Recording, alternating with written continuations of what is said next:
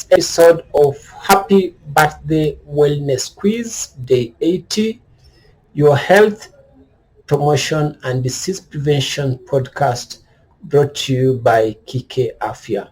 My name is Biri Obogo. I'm a medical doctor and specialist in public health medicine, as well as your host for this podcast. In today's episode, I'll be discussing low carb, high fat, ketogenic diet. When we talk about macronutrients, we are basically referring to carbohydrates, proteins, and fats. Now, if today's your birthday, I hope you have a fantastic one and many more candles to blow.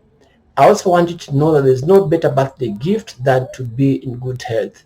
So do me a favor, if your friend, parent, sibling, spouse, or colleague is having a birthday, I want you to check on them to see when they were last screened for blood pressure, cancer, blood sugar, pap smear, among others. You're also welcome to subscribe to YouTube channel to learn more about using lifestyle changes such as diet, exercise, weight management, sleep to manage these conditions.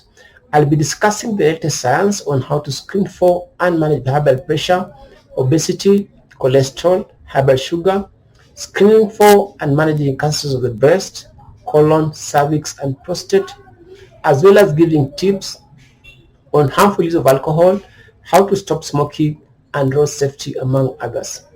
Now, according to World Health Organization, 80% of heart disease and 40% of cancers can be prevented if all individuals stop smoking, exercise regularly, cut out or reduce alcohol intake, and eat a healthy diet. Remember that wellness checks are appropriate for all age groups. By the end of this episode, you will be able to list 6 types of dietary plans and describe the criteria for assessing their suitability.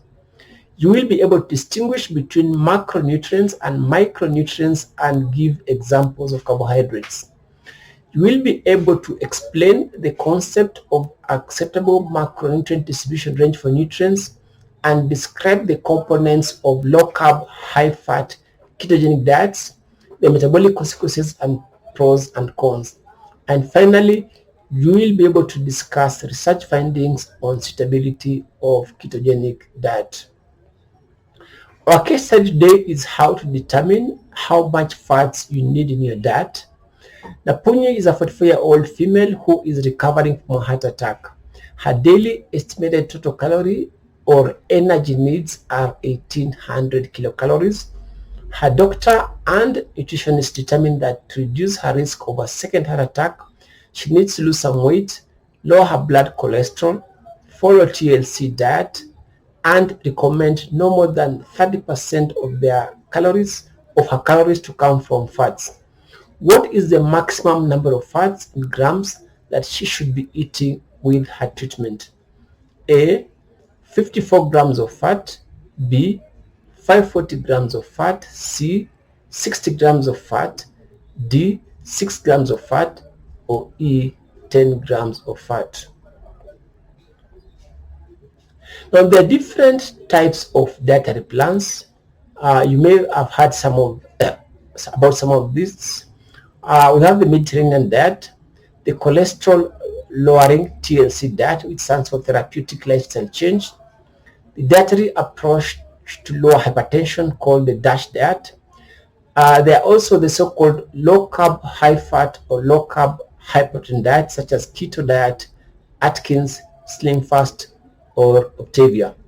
There's also the intermittent fasting dietary plan. Now, the most commonly studied are the first 3, Mediterranean, the cholesterol lowering, as well as the DASH diet. The DASH diet and the Mediterranean diets are often recommended for people with metabolic syndrome, as well as high blood pressure. These diets limit unhealthy fats and focus on fruits, vegetables, fish, and whole grains. Beyond weight loss, studies have shown that both diets offer health benefits for people who have components of metabolic syndrome, including diabetes. So the level of evidence for the various dietary plans vary. For Mediterranean, TLC diet, and DASH diet, the evidence from academic literature is quite strong. However, for diets such as keto, Atkins, Slim Fast, Optavia, the benefits are mostly short-term, but the long-term impact, the evidence of long-term impact is usually a little bit weak. Now, when you are assessing stability of diet, what basically are we looking at? The first thing is whether the diet includes all food groups in the right proportions. We also want to know whether the foods are available locally and affordable, how easy it is to prepare a meal, whether it requires additional vitamins and mineral supplements, whether there is evidence from academic literature to back the diet, and whether the long-term health effects are well studied. So when we talk about right proportion of food groups, we are basically talking about proteins, carbohydrates, vitamins, fats, minerals, and fiber. Basically, starchy vegetables give us energy, fruits and vegetables give us vitamins and minerals. Dairy products contain calcium for healthy teeth and strong bones, and protein help muscles to grow and repair. Fats help to keep the organs safe, among other functions.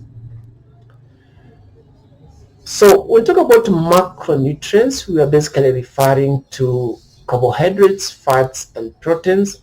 When we talk about micronutrients, we're referring to vitamins and minerals. Macronutrients are those nutrients required in large amounts and which give us energy or calories. Micronutrients are usually required in small quantities. Now, 1 gram of carb and 1 gram of protein will give us about 4 kilocalories of energy each, while 1 gram of fat will give you 9 kilocalories. Alcohol is part of some people's diets, and 1 gram will give you 7 kilocalories of energy. Now, water does not give us energy or calories. So it's important to understand the concept of acceptable macronutrient distribution range. Basically, carbohydrates should constitute the majority of calories in a balanced diet. And some people get surprised when they hear this because they are on a low carb diet or believe that carbohydrates will make them fat. So in adults, what I've shown here in the last column, above 18 years, between 45 and 65% of your calories should come from carbohydrates. Between 20 and 35% should come from fats, and 10 and 35% should come from protein. Now, this is what constitutes a well-balanced diet. So briefly, what are carbohydrates? Carbohydrates are compounds made up of one or more sugar molecules, and they are found in grains, fruits, vegetables, milk, as well as legumes such as dry peas, beans, and lentils. Carbohydrates can be divided into simple carbohydrates, also called sugars, and complex carbohydrates, which include starch and fiber.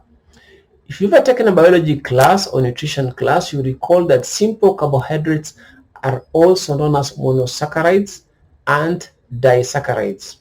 Mono means one sugar molecule, di means two sugar molecules. Examples of monosaccharides include glucose, galactose, and fructose. Examples of disaccharides include maltose, sucrose, and lactose. Complex carbohydrates are also known as polysaccharides and include starch, glycogen, and fiber. Poly simply means many, that is, they contain more than two sugar molecules. Now, your body uses carbohydrates to make glucose, which is the fuel that gives us energy. Your body can use glucose immediately, or it can store it in the liver and muscles as glycogen, as glycogen, and use it when it's needed.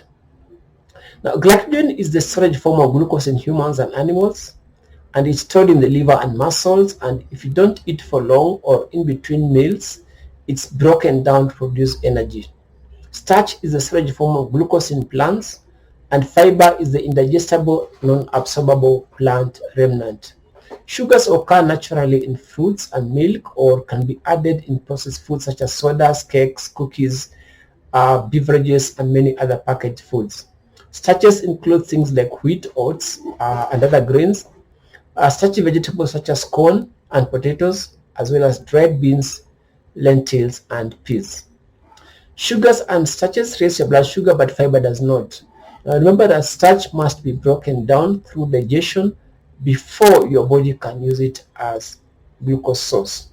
So in general, foods with added sugars have fewer nutrients than foods with naturally occurring sugars. So what basically are low carb, high fat diet? Now to understand that, we need to go back to the concept of acceptable macronutrient range. So as I mentioned, for a balanced diet, 65 between 45 and 65% of the nutrients should come from carbohydrates. Between 10 and 35 should come from proteins, and between 20 and 35 should come from fat. Now, as you can see in this chart here, the low carb high fat diet contain very little carbohydrates. Less than 5% of the nutrients come from carbohydrates, about 25% can come from protein, and 70% from fat. Now, very strict ketogenic diets, fat can even be as high as 90%. So there are basically different types of low carb diets. What you call the very low carb diets, where you restrict your carbs to between 20 and 50 grams per day. Now this is the most effective and what we almost call ketogenic. I'll be explaining what ketogenic means. The low type, you restrict your carbohydrates to less than 130 grams per day, and then moderate, you restrict your carbs to less than 230 grams per day. So what are the consequences of low carb, high fat ketogenic diets? First, our bodies are programmed to use carbohydrates to generate energy. Now in low fat, high carb diet or low carb, high fat diets, you basically deny your body carbohydrates. Now when that happens, the liver switches to a condition called ketosis. Ketosis is a metabolic state where the liver uses stored fats to produce ketones for energy. This results in significant short-term weight loss. In diabetic patients, a weight loss of between 5 and 10% is associated with health benefits such as beta glucose control, a reduction in blood pressure, as well as reduction in cholesterol. However, the weight loss associated with ketosis is not balanced with possible long-term health risks. So let's look at the pros and cons of low carb, high fat ketogenic diets. First, weight loss benefit on keto diets compared to other dietary approaches diminishes in patients followed up for at least 12 months. In fact, most patients on keto diets will regain their lost weight within 1 to 2 years. The keto diets are also against the concept I mentioned of acceptable macronutrient distribution range, because remember I said you require 55% of your calories to come from carbohydrates, about 30% to come from fats, and 20% to come from proteins. The liver usually resorts to ketosis only when the carbohydrates intake is slashed drastically, what you call the very low carbohydrate, where you limit your carbohydrate intake to about 20 to 50 grams per day maximum. Now, just to give you an idea, a medium banana or an apple contains about 27 grams of carb. So you can imagine that's the only carbohydrates you're taking the full day. And basically fats are between 70 and 90% of total calories in most keto diets. Now, the degree of carbohydrate restriction required to generate ketosis means that you're missing out on vital foods such as vitamins, fruits and vegetables, whole grains, legumes, beans, things like fish, and legumes. That means you don't get enough vitamins, minerals, as well as fiber. So the other issue is that transitioning to ketosis takes days to weeks. So in other words, when you reduce your carbohydrate intake to about 5%, it takes weeks and it's associated with several side effects, including excessive fatigue, what you call the keto flu. There's also this metallic smell similar to nail polish remover called the keto breath. Because you're not taking fiber from fruits and vegetables, there's constipation unless you drink a lot of water. Now remember, if you just increase your carbohydrates a little bit, the body switches back to carbohydrates to produce energy. So it's not very easy for most people to sustain a very low carb diet beyond 6-12 months, and most will resort to the one I was calling the low or moderate carb intake, which is less effective in generating ketosis. Most people on low carb high fat diet also tend to increase their protein intake by consuming saturated fats in things like meats, which may not be very good for your heart health. Reliance too much on lean protein to accomplish ketosis. For example, if you increase your lean protein beyond 20% of daily calories, the body ditches the fats, that is ketosis, and uses protein instead to generate energy. So in terms of preference, the body prefers to use carbohydrates, then proteins, then fats is usually a last resort for generating energy. The long-term effects of low-carb, high-fat ketogenic diets are also not well studied and understood. So far, what does this research say on keto diets? The National Lipid Association Nutrition and Lifestyle Task Force in the US reviewed all available evidence on scientific based keto diets in 2019. And what they showed was that the low-carb, high-fat diets are not superior to other dietary approaches that I mentioned for weight loss. But of course, in the short term, they cause significant weight loss. Keto diets even increase cholesterol levels in some cases. 3 separate observation studies, including a large prospective cohort study with long-term follow-up, showed an association between low-carb diets and all-cause mortality, especially from heart disease.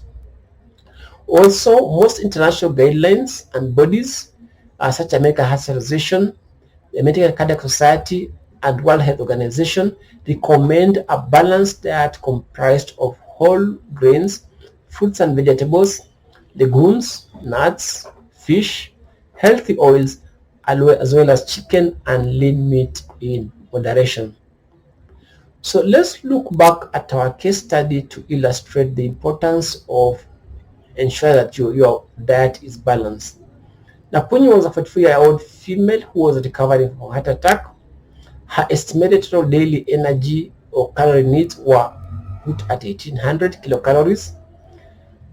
She was supposed to limit her total fat to at least 30% of total calories. Sometimes it can be as low as 20%, particularly for people with cardiovascular diseases. So the question was asking the maximum number of fats intake in grams. So 30% of 1800 should come from fats, that according to the instructions. So 30% of 1800 is 540 kilocalories.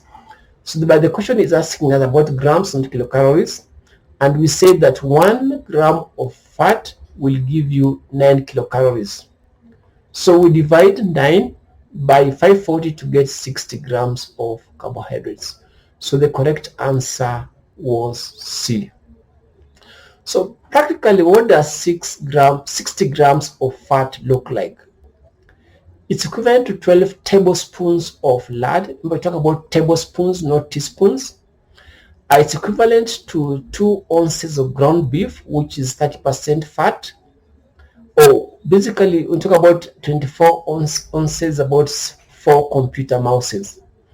It's also equivalent to 8 tablespoons of butter.